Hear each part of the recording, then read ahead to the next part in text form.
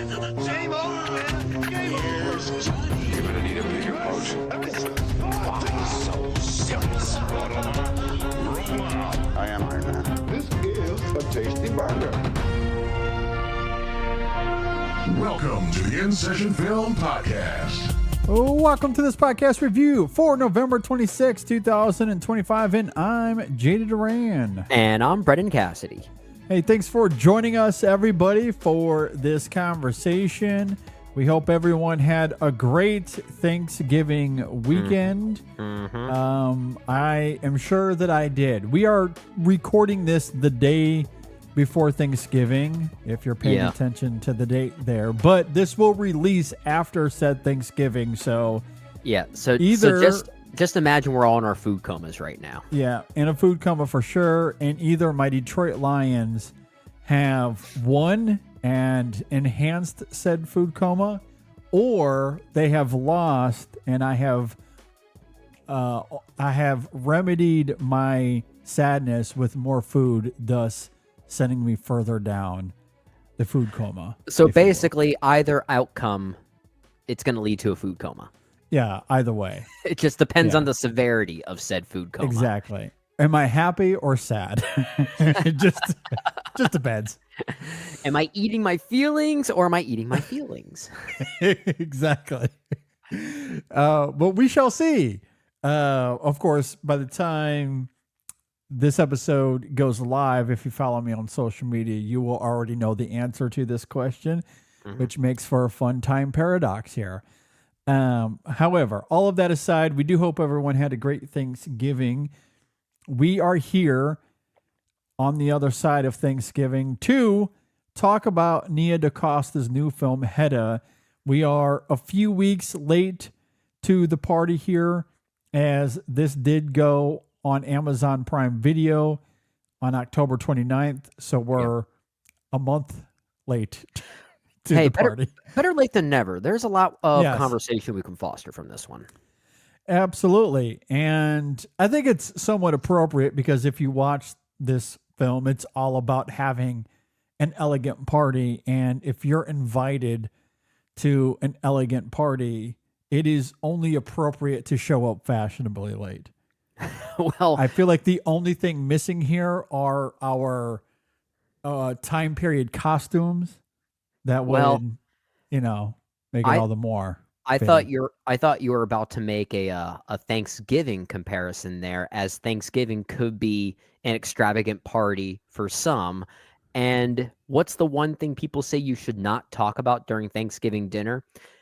Topics around socio-political themes. Yeah, which that too. This movie has a lot of. Yeah, that too. The other thing is, as you engage in any other post-Thanksgiving family events, feel free to inject this episode into the discourse, the family discourse, and we'll see where everyone lands. Because everyone, the one thing that is universally true is that we all love socio-political conversations with the family. Absolutely. Does not get any better. We all love it. We also love sarcasm. We also love sarcasm, yeah. So I am looking forward to this. I am a fan of Nia DaCosta. I'm a big fan of Tessa Thompson. This has been on my radar for some time, as it is for Brendan. It's just been more of, where do we fit this in the schedule? Because we've been seeing a lot of other great movies.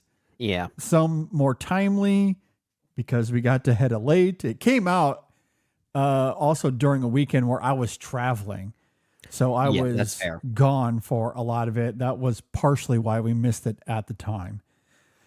So we're here. Like a good time. Seems like a good time to get to it, given the holidays and everything that we already have scheduled to release. We don't have an official main show on the docket, which I think makes sense just given how busy things are. So we thought it only made sense to fill that slot with some other type of review and some other type of conversation. This, as I mentioned earlier, this is going to foster an interesting conversation because it has a lot on its mind. It does have a lot on its mind. I'm very much looking forward to talking about it. Are you familiar at all with Henrik Ibsen's Hedda, Gabler, novel. I am not. I'm not familiar with that play. From what I've heard, it's kind of described as maybe like the female-led version of Hamlet or something like that. I hear it's Sure. sort of like its reputation as one of the premier female-led plays or female characters in all of early literature. That's really the extent of what I knew about it. But honestly, going into this particular adaptation from Nia DaCosta, I didn't really know much about it at all outside of just its historical Yeah. significance. That's really all I knew. Yeah, I was very familiar with Hedda Gabler as a play, as a work of literature. I feel like it's brought up in a lot of English classes. I feel like that's where I was first introduced to it. But like we were never forced to experience the material in any sort of way. Same. I don't believe that I have seen any other adaptation of this to my knowledge. Yeah, I'm trying to recall if maybe one of my high school English classes did a lesson on this, but I don't recall. Yeah. Which obviously goes to show whatever year that may have Yeah. been, I obviously wasn't paying attention. Yeah, I'm really only familiar with it by name and by reputation. It's a notable work in literature, and to your point, it has been described quite often as the female version of Hamlet. That's about all that I knew. Outside of that, I wasn't too familiar with its nuances or I think when you title it female version of Hamlet, that gives you an indication as to what it probably is. So I had, I guess, some idea, but Yeah, to be fair, that description might be accurate for the original play by Henrik Ibsen. Maybe not necessarily an accurate description of Nia DaCosta's rendition. Well, I want to get into that as well. Yeah. But I want to talk about and maybe give some context because I'm not familiar with the play in terms of its specific details or how it treats Hedda as a character in that context, in that form. Right. But how it relates to Nia DaCosta's film is going to be quite interesting because I think it's quite the deviation based off of its reputation.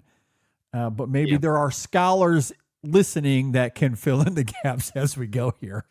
I've seen a few critics reference some of the differences as well. So apparently they are pretty well known for those who are very familiar with the play. Yeah.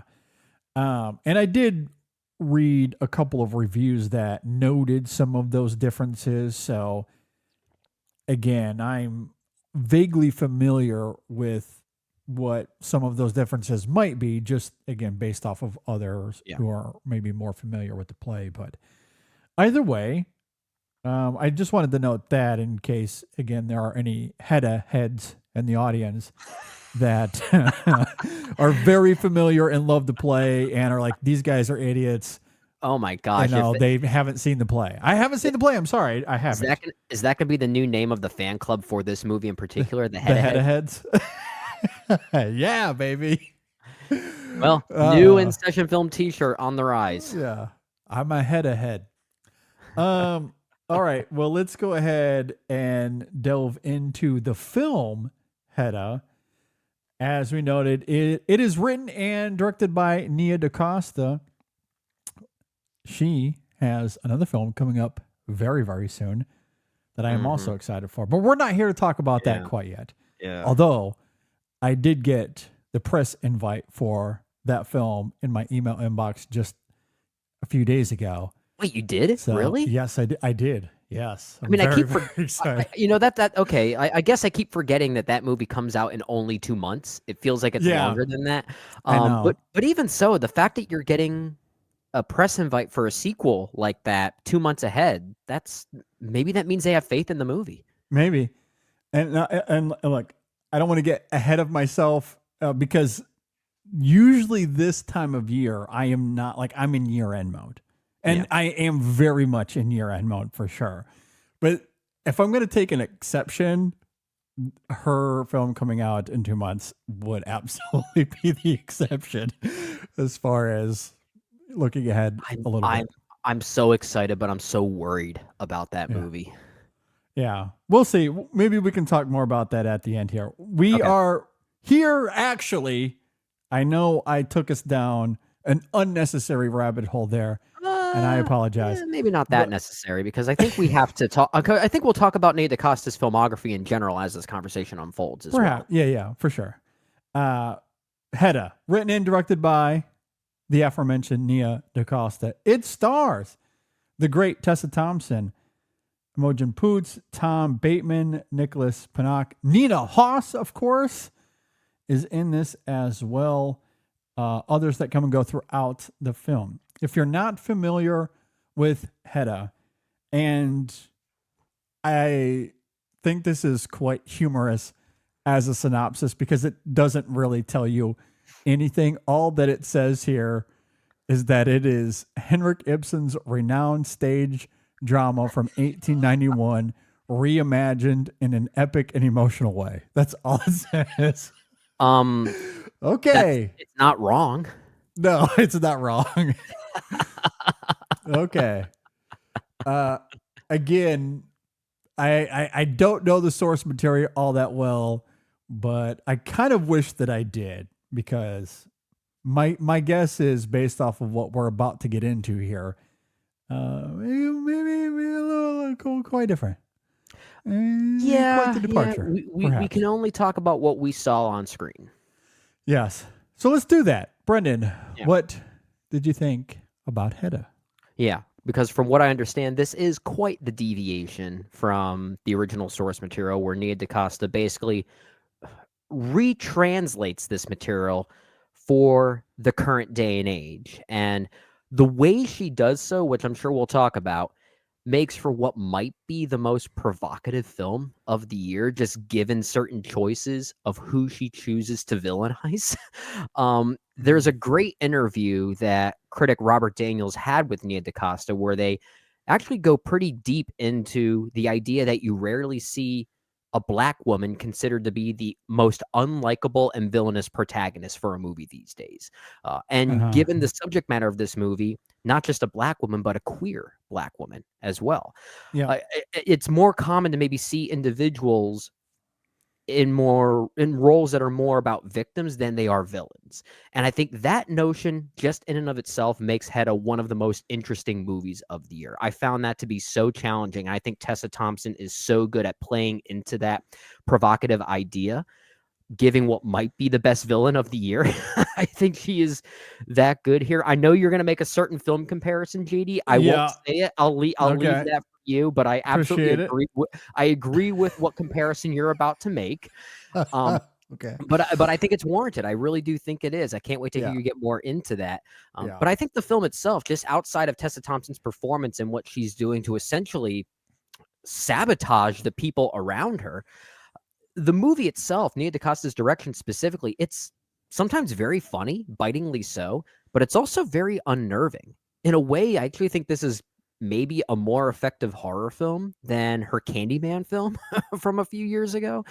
Just given the unnerving nature, the way the cinematography never seems to sit still, it always kind of jitters a little bit. It very much has a horror film-like aesthetic to it. And it does a really good job building tension where you're just waiting for some type of bomb to go off. And there are a few moments where bombs do go off, but in ways that are both unexpected and surprising.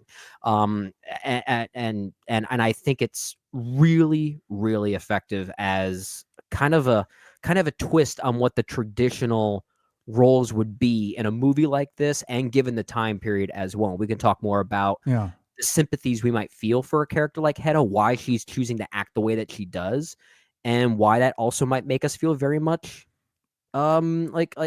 disconnected from her in different ways. I found that really interesting, and it's going to be a film I'm really excited to talk about.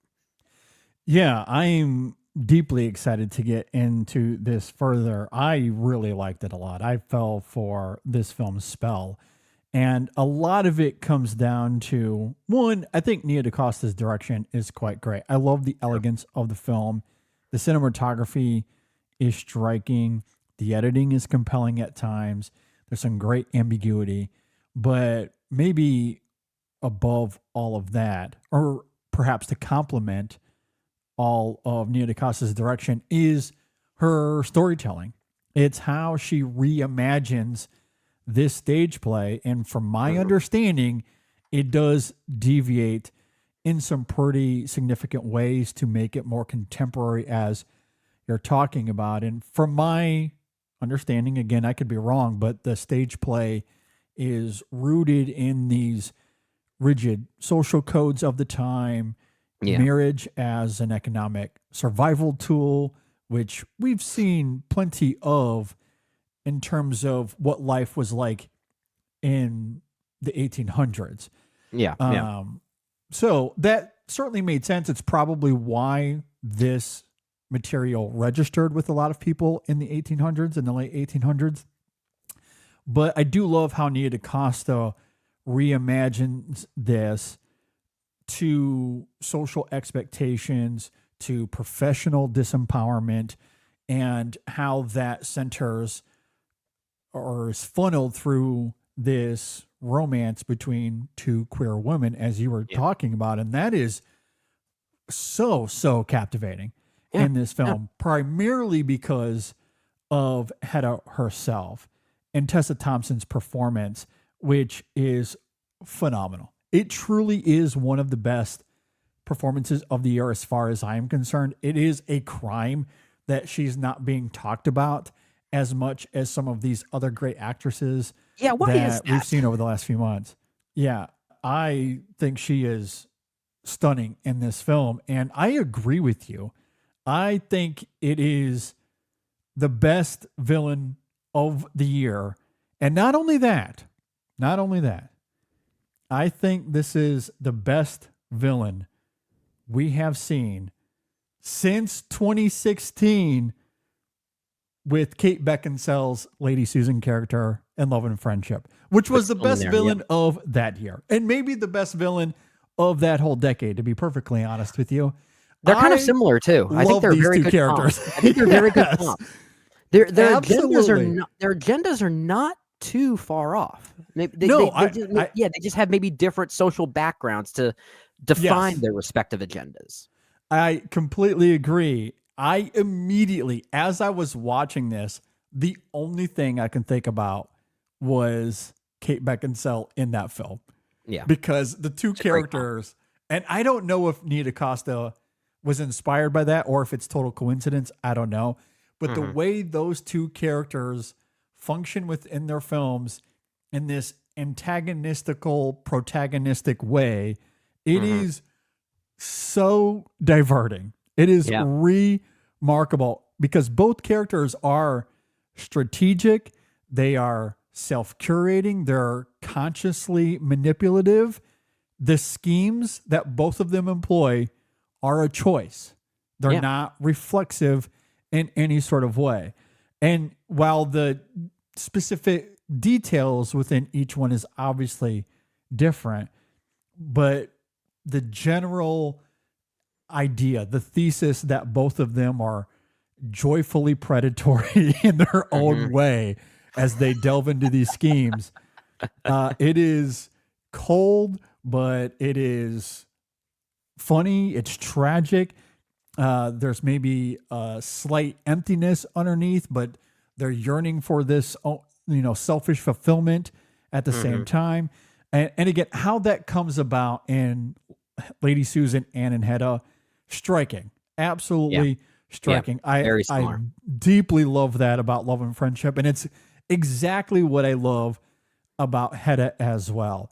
And Tessa Thompson is not afraid. It's a brave performance because she leans into those manipulative schemes. It's not something she shy away from in the performance, but given the context that Nia DaCosta lays out in terms of economic survival, in terms of social norms and subverting that, in terms of human desire and how that plays a role here. Sometimes marriage as economic survival is important, and that is fundamental to this character in a lot of ways. Now, I imagine that it plays out very differently in the stage play.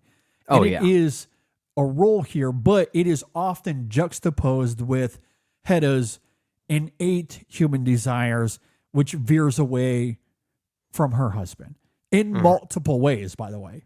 In that manifests in a couple of different ways, which I do find really interesting here. And yes, at times that makes her a little abrasive. She is quite prickly.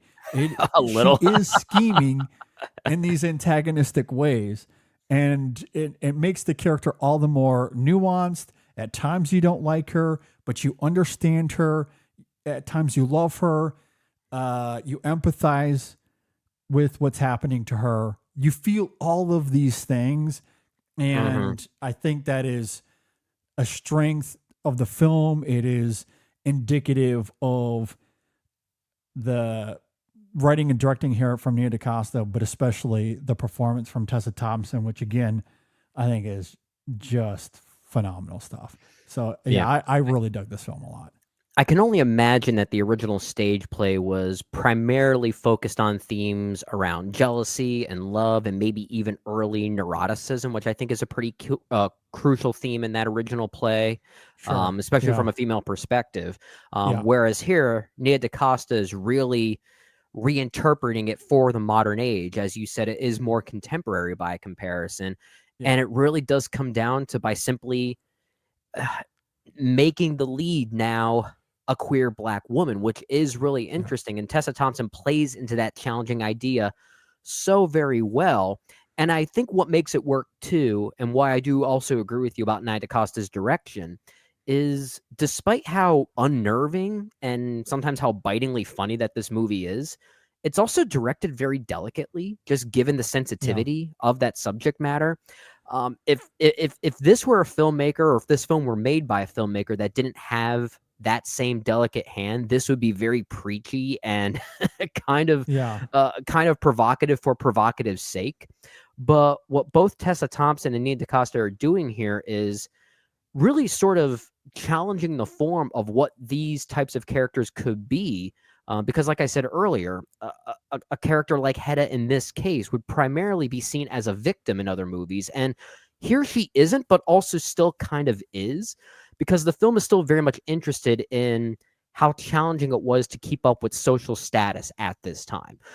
And the fact that Hedda is a Black woman here, you can't help but think that perhaps much of her decision-making comes down to the fact that her and maybe some of her people were very disenfranchised growing up, and this is their way to combat that, to the point that they are maybe unfortunately becoming the very things that were prejudiced against them originally. It becomes kind of this full circle of sorts. And I found just that simple idea so provocative and so challenging. And even just the whole dynamic that Hedda has with Eileen, played by Nina Haas, is also very... It kind of feels dangerous in a way, which I really love that. I really love that about this movie.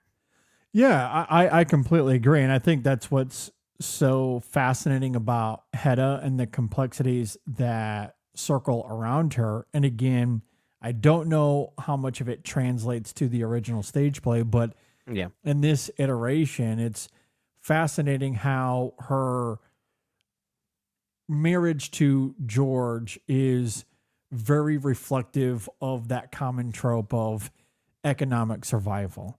Right. At least to some degree. He's not the wealthiest man by any stretch of the imagination, and that does spark its own conflict at times in this film. But there's some passion there between the two of them, but it's very clear that from Hedda's perspective, the relationship is more than just romantic, whatever level that may be for her. And it might only be a small part of it. But it's more than just that. And I love how that then spins off to her desires. And as I noted in my opening thoughts, and to your point about how provocative the film is, that manifests in a couple of different ways here. Most prominently, the Eileen character, who is gripping in her own right. She is this professor of sorts, if I recall correctly. It's been a month now that I've seen it. Yeah, and I guess that there's this sort of corporate competition between her and Hedda's Yes. husband, George, about who's going to be awarded maybe this certain scholarship or this certain Yes. role at the university. And that's kind of the way that the stage is set for Hedda to begin her acts as a saboteur of sorts Yes. here. Yeah. Yes, because that's a big part of it, right? Yeah. Eileen has this novel that she's written, or this scholarly script, something along those facts. I do think it's from it's from a place of her career. It's not something that she's written, for entertainment purposes. So it's a paper that is going to get her this position. That's going to win her this seat at the table. And she's already fostered a career that has garnered some respect among her peers. And she's the only female, she's the only woman that has been able to do so. And that puts her in this fascinating position. However, because George is also vying for the same spot, to your point, that's where Hedda becomes a bit conflicted as far as wanting to help out George, because that then rises their economic status as a couple, of course. But you juxtapose that to the relationship angle of it, because Hedda and Eileen are also lovers. Yeah. So she is very much at a fork in the road here, and how she begins to navigate and manipulate and scheme. It is so incredible to watch. It is so it's entertaining. It's very entertaining. And it's also very funny. Sorry to cut you off, but it's also very funny the way that Nia DaCosta kind of focuses on things in the background that add like a level of strange irony to what's going on, especially with regard to the help that works at this house, who all just kind of stand awkwardly and watch this all happen, yet they know they can't interfere. I think is all kind of really funny as well. Oh, it's fascinating.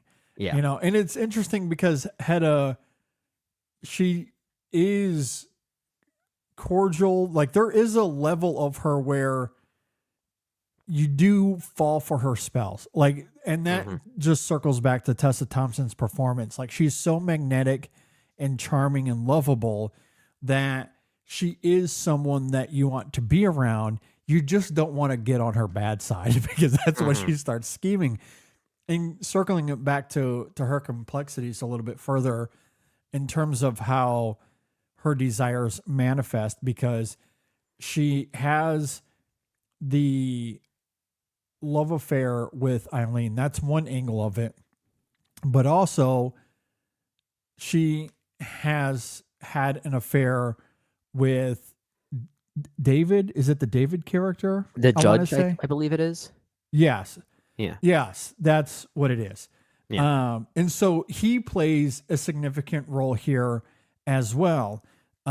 Primarily at the beginning, there's some flirting between the two of them to denote their previous relationship, as fleeting as it may or may not have been. And from Hedda's perspective, you certainly get this suggestion that it was purely physical.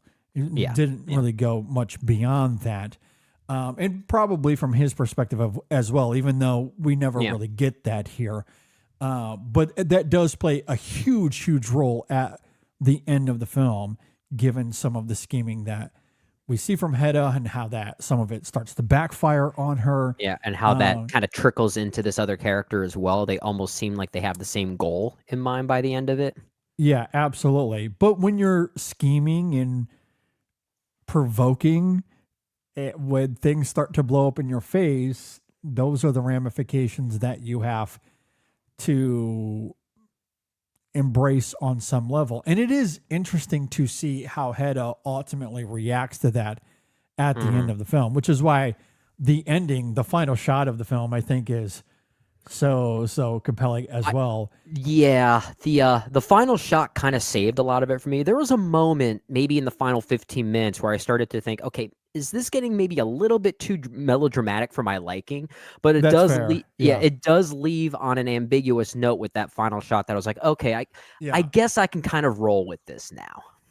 And I agree. Like the final 15 minutes, there are choices that are made that started to question my allegiance to the movie, because I was wholly with it and Hedda's scheming and her just like the way she toys with her own morality in terms of using it, like exploiting it for her own gain in some places, but also it feels like it's something that's not a concern to her either at other times.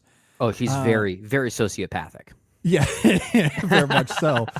I was very much on board with that, but some of the things that play out in the last 15 minutes did start to play out, not just melodramatically, but it felt like it was starting to become one note in a way. But then you get to that final shot, that ending action or the lack thereof, we'll say. I do love the ambiguity of how it all plays out. And again, from my understanding, that also is quite the deviation from the stage play, where I heard that ends by condemning Hedda through tragedy, which if she is the female Hamlet, sorry, Macbeth was on my brain. The other I was like, that's not Shakespeare. right. I know. I'm conflating my Shakespeare characters. Hamlet, where she is the female Hamlet. I was like, okay, like you do kind of anticipate the film to end in that way if that's the case. Right, makes sense. However, here, Nia DaCosta doesn't punish or exonerate her. It just leaves you in this level of discomfort and ambiguity, understanding her, showing her compassion without excusing her schemes either. You can love and hate her at the same time. Exactly. I truly think the film finds that middle ground very well. Yeah, I do think it is pretty interesting in those final minutes, at least, to see Hedda start to lose control a little bit. Like she doesn't have control over this situation anymore. And when that happens, she begins to literally break. And I do think that's at least interesting to see. And I also love how, in a way, both Hedda and Eileen are kind of two sides of the same coin. The Eileen character is so important here because without her, there's really no emotional sympathy we have for anyone on screen. If anything, Eileen is the character we feel the most bad for. And I do think that's deliberate because in a way, both Hedda and Eileen, especially given their relationship and how that was arguably frowned upon at this time, they both have similar goals as far as trying to find ways to elevate their status to move past those judgments, right? It's just Eileen's way of going about it with this novel or this essay, whatever it is, this piece that she has written, she's going about it in more ethical and maybe even sincere ways. Whereas Hedda isn't. She's kind of the opposite of that. In a way, Hedda's approach to go at it is it's almost like she's chasing this image of white privilege or something like that, which I found really provocative, whereas Eileen is taking the proper way out, I guess you can say. But I do think it's interesting that I guess her piece that she wrote is all about, I guess, like taboo pleasures and kinks or something like that, which I think is pretty interesting to watch a character like Hedda almost get off on the way that she schemes and manipulates people. So in a way, this movie is very much about early taboo eroticism, and it's a very erotic movie as well. It has that tonal energy to it. For sure. I love how that's all compounding into something provocative here. Oh, the film, in terms of tone, in terms of cinematography, it absolutely is titillating and evocative in an erotic kind of way, for sure. And I think that's what's brilliant about Tessa Thompson's performance as well, because it's in those evocative mannerisms or in her stillness and her calm. That's where her predatory schemes are the most threatening.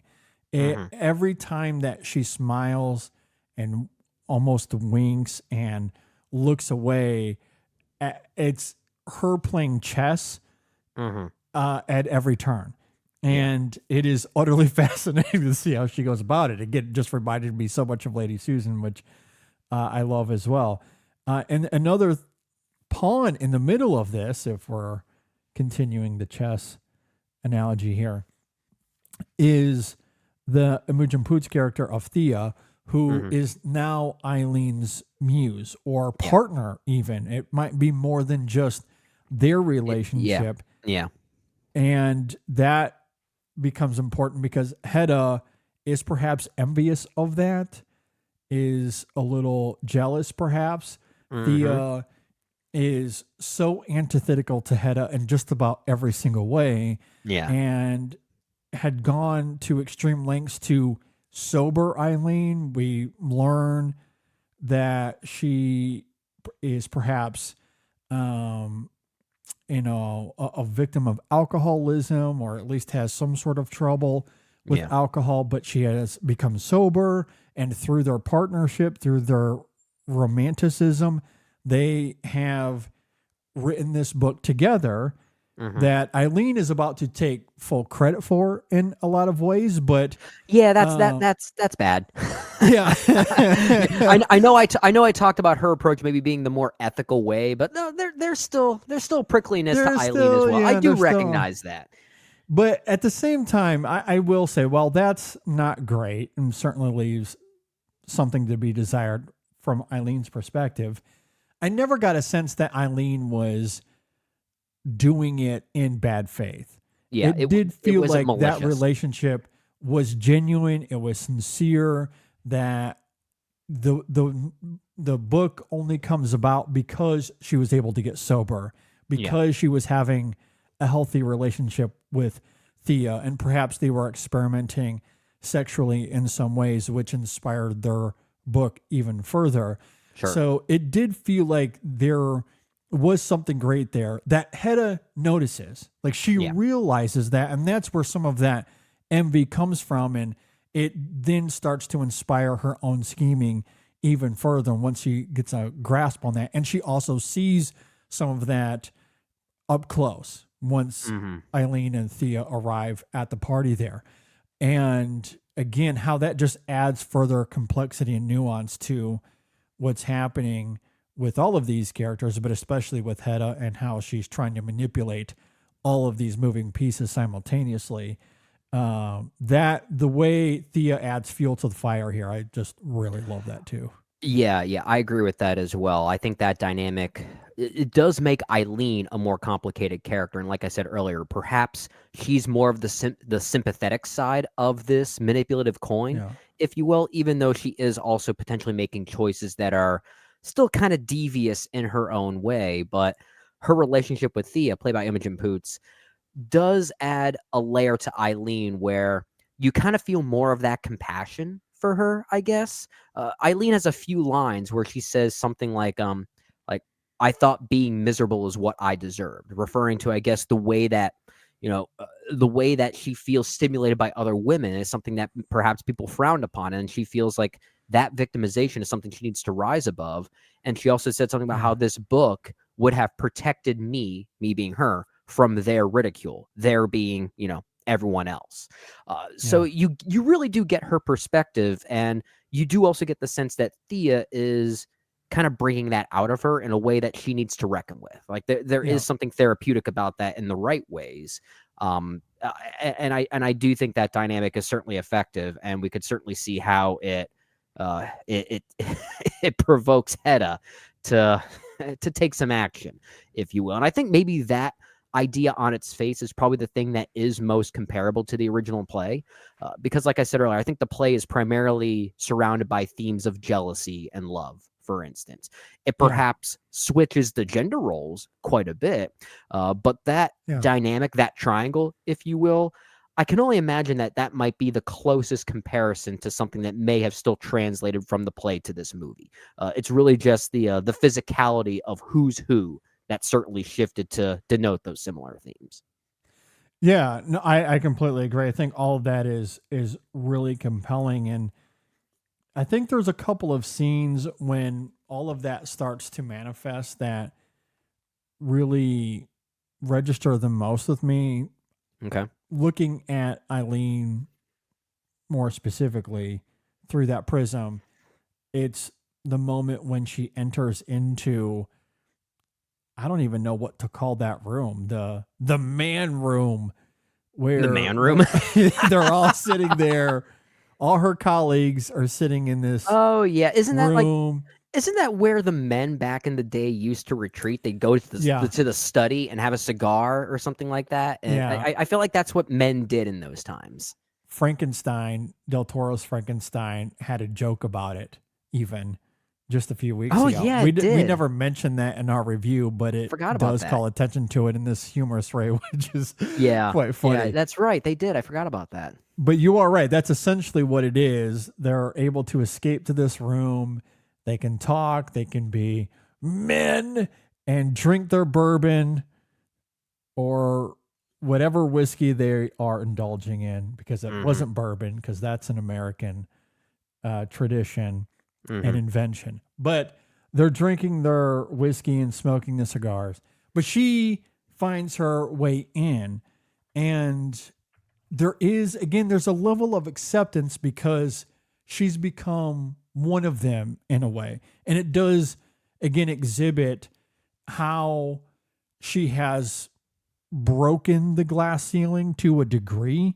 Sure. But as that scene starts to unravel, you start to realize that the glass might not have shattered fully quite yet.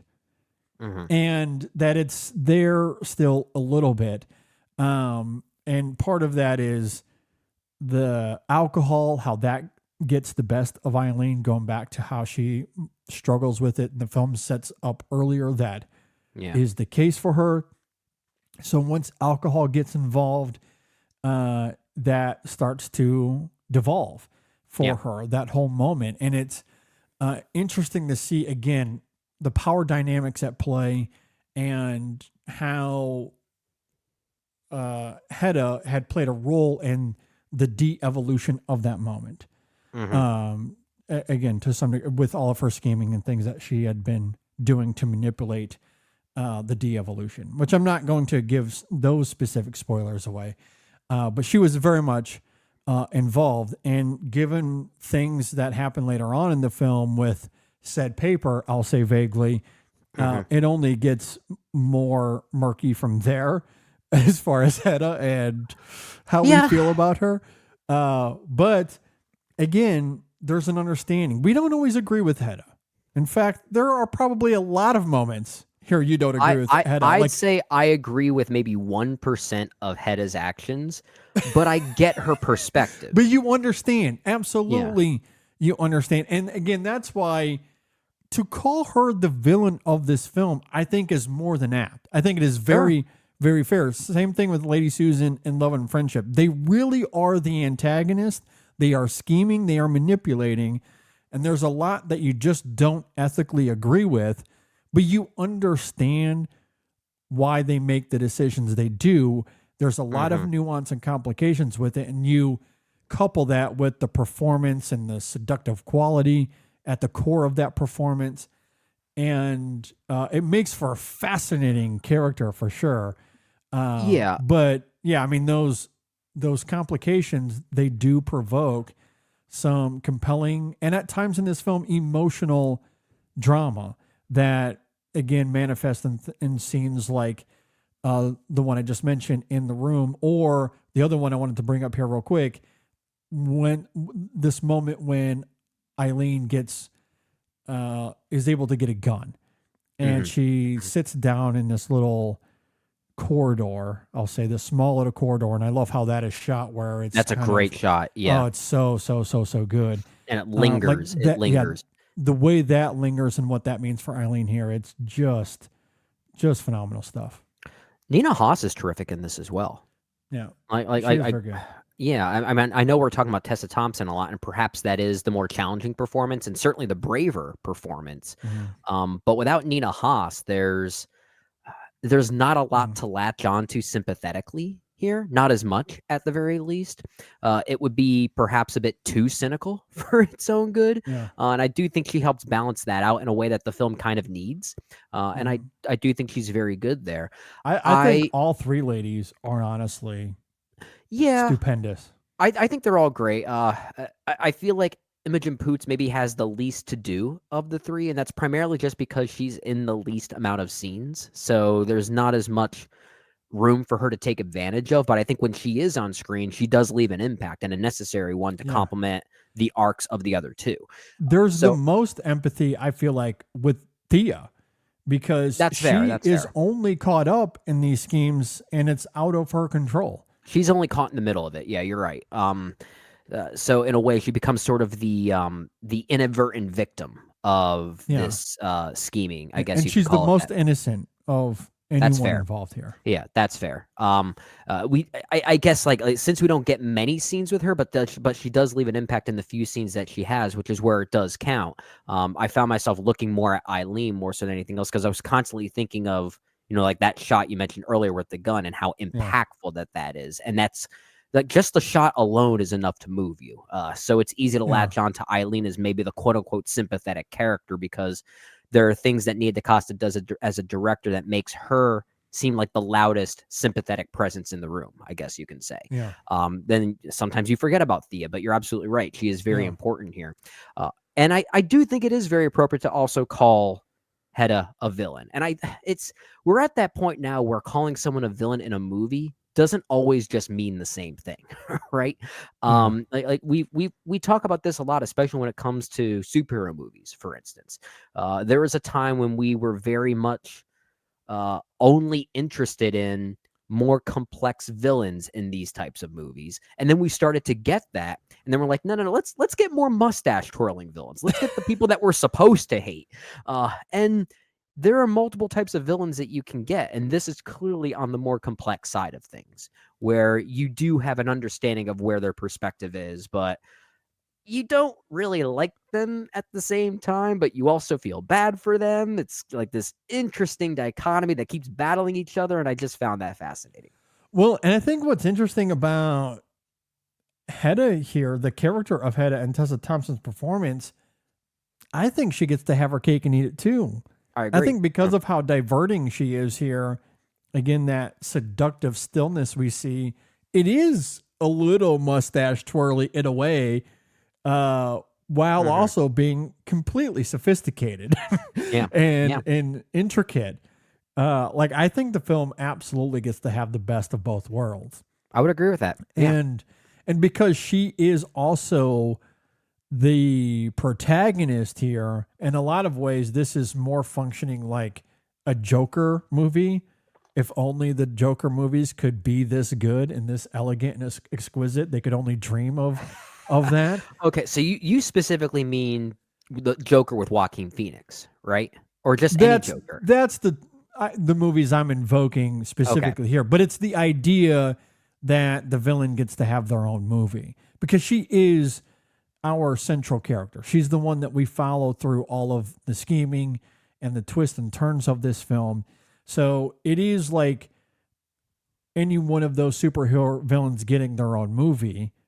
Joker just happens to be the one we've seen most recently. I just want to see Tessa Thompson play the Joker now. She would kill it. She actually would would. That's inspired casting, man. It would be, especially after what we see here. Yeah, she would be fantastic. But that's essentially what's going on here, but way more ravishing, way more breathtaking than the Joker movies could even think of. Sure. But I do love that, as elaborate as the characterization is throughout a lot of the film, and certainly credit to the source material for fostering some of that, but a lot of it is Nia DaCosta's adaptation for sure. It's Tessa Thompson's performance, and they make it really magnetic. It is really fun while also being intellectually, emotionally, and psychologically intuitive. I think it gets the best of both of those worlds. Do you think this is Nia DaCosta's best film? Yeah, I think so. I think it might be. I think Little Woods is a movie I might be able to rewatch more often, primarily because of the dynamic at play between its two leads. But I think this is a more sophisticated movie and a more thoughtful one. Yeah. Although Yeah. it's like it's hard to rank her filmography because I feel like she technically has 4 films, but I almost wanna say she really only has 3 because even she might not count the Marvels as Yeah. part of her filmography. She's kind of openly said that, which I actually have a lot of respect for, that she has very Yeah. much openly admitted that that was a movie that I really didn't have control over, and it just helped me get paid to make my next one, which And that's I it. I mean, respect that. that I respect same that. thing with Chloe Zhao, right? I Yeah. mean, do we get Hamnet if not for Eternals? I mean, I don't know. But a lot of those filmmakers, I don't blame them for taking the Disney money. Get money Mhm. and then go make the movies that you want to make. That's perfectly fine. So, and look, I think the Marvels is fine for what it's worth. Whether she had any hand in it or not, Yeah. I don't hate it by any stretch of the imagination. It still felt kind of anonymous and kind of directionless, but that's not her fault. Like No. that's the Marvel machine and what they do or what they don't do to let filmmakers do their Yeah. job. It's like the lack thereof. But to your point, Little Woods is really good. I dug her Candyman remake. I thought that was quite excellent as well. Oh, okay. But Hedda is by far her best of the 4 movies. Honestly, I don't even think it's close. I really like this movie a lot. And if this is the Nia DaCosta we're getting for 28 years later, we're in for a I'm world of glee and happiness. I'm still so worried about that movie. It has nothing to do with the Nia DaCosta of it all. I'm sure she'll direct the hell out of it if, Alex Garland and Danny Boyle let her, right? And it's Yeah. not like a Marvel situation. Yeah. My concerns about that movie have less to do with Nia DaCosta and more to do with the material and how that when I say first movie, I really mean third movie, 28 years later from this year, how that ends in such a weird way. I want that movie to preserve the weirdness and the bold choices that it made. And if anything, I'm more worried about the story it tells as opposed to the quality of the movie. But I'm Yeah. sure Nia DaCosta will direct the hell out of it. Well, I think what's fascinating about 28 years later is that it takes this tender approach to that story and that particular Mhm. world. I do wonder if what we're going to get with the Bone Temple is essentially a zombie version of Hedda. Which I would be like awesome. I wouldn't be surprised if we come to find out she directed the coda to 28 years later. And It's maybe just that's like the stone and the tone and style that we get. I don't know. It's just like the coda to 28 years later, the fact that, like, if we were to never ever get another 28 era timeline movie ever again, Uh-huh. and this whole series just ends with what essentially feels like a random Power Rangers insertion, I kind of think I would prefer that. Like, I don't need Yeah. their backstory. I don't need any more of Jack O'Connell and this team that young Alfie Williams comes in contact with. Yeah. Something about that just being the last thing we see really intrigues me, and that's really the big reason why I'm worried about the Bone Temple, because I don't know if I need more of them. I could certainly get more and feel happy to get more of Ray Fiennes and that whole dynamic. I think that's ripe for material to explore. I just Yeah. I'm worried if Alex Garland decides to turn this into a movie about world building than anything else, and that's the thing that scares me. Well, we shall see, because I got bad news for you, Brendan. We are going to get more I know we are, and that's Sir Jimmy Crystal. and there's something about the way that first movie ends with Jimmy Crystal just saying, "Oh, hey, I'm here, and this is how your movie's going to end," and then we never see it again. I love that idea. Like, I love that, and I know we're getting more of them, but I hope it's done in good faith to maintain the weirdness of 28 years later. Like, that's what I'm at least hoping for. Yeah. Well, I mean, I will say this. I can give Alex Garland the benefit of the doubt because I thought 28 years later was fantastic. Me So too. Yeah. I have nothing but hope for this. And if Nia DaCosta is going to bring Hedda energy into the Bone Temple, then I think we're in for a really good time. It might Hope not so. reach the elite status, at least of how I feel about 28 years later. I don't anticipate the Bone Temple will end up being one of the top 20 movies of 2026. Mhm. But as long as it can be a really fun and great compliment to 28 years later, and it continues that story in a great way and gives service to 28 years later, that's honestly all that I'm looking for. And I think Yeah. based off of Hedda, I think Nia DaCosta can more than deliver there, especially when she's working with a script from Alex Garland. Hedda only heightened my excitement for that all the more. Yeah. I just hope it is more in line with Hedda and not more in line with the Marvels. Well, yeah. I mean, the Marvels, I think, is just I think it's going more to be likely an an outlier. Yeah. Yeah. I mean, Although, and it sounds like you liked her Candyman movie more than I did. So, I did. like, I like if it is more Candyman. in line with that, that could even worry me a little bit too. Yeah, that's fair. I liked Candyman. I'm like, Mhm. I don't think it's not a great film by any stretch of the imagination, but I did really like it. Yeah. And I thought it was well directed. So, the nice thing about The Bone Temple is that it's not her script.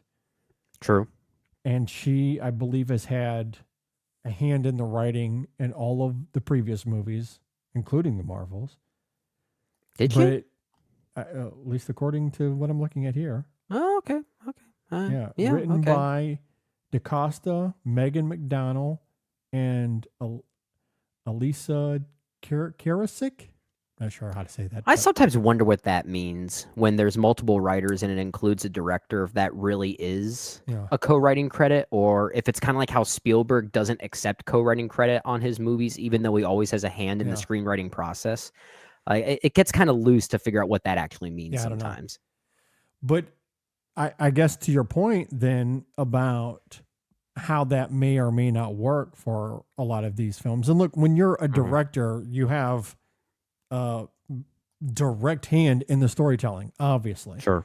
So, yes, your name could appear as a co-screenwriter on a lot of scripts in theory, especially when you're also in the editing room a lot. I mean, it is your story to tell. So you might have a hand in terms of what it looks like on the page and otherwise. So I could see how that could lead to a lot of directors getting a credit, even if they didn't write the original screenplay. I don't know how all of that works, but I could see how that could be the case. But if that's how it was for the Marvels and for any of her other films, including Candyman, she does not get that with The Bone Temple. That is purely Alex Garland the entire way, which suggests to me that he's on set. He's writing any adjustments they need to on the fly, in addition to the screenplay he wrote beforehand. Yeah. Hope so.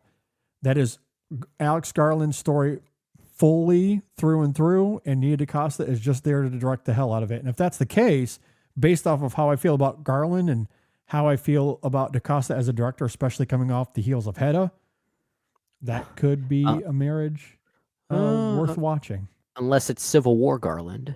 Well, unless it's that. But, he's not directing this as well. That's He true. only That's true. has the one job. And again, I'm judging this almost entirely off of 28 years later. Which is fair. Th- and I don't that's blame you, 'cause clearly a world that he knows very well. well, it might be his best script. I think that Yes. might be the best script of his career, and I think that might be blasphemous to say. I know a lot of people might not agree with that, but I think 28 Years Later is the best thing he ever wrote. I think it's very much up there for sure. Yeah. I agree. Nia And, DaCosta is also younger than both of us. Good for her Yeah. for She is. getting this type of work Love this that. early in anyone's career. Yeah. I mean, again, my expectations are not best of the year or anything like that. But hmm from what I saw with Hedda, I think there's a lot to be excited about. There's And potential that's- there. That's kind of where I sit. But anyway, Hedda, I think is great. I think it's easily her best work yet. I loved it. Okay. Quite a bit. Yeah, I might agree. And again, I think Tessa Thompson needs to be in the awards conversation more.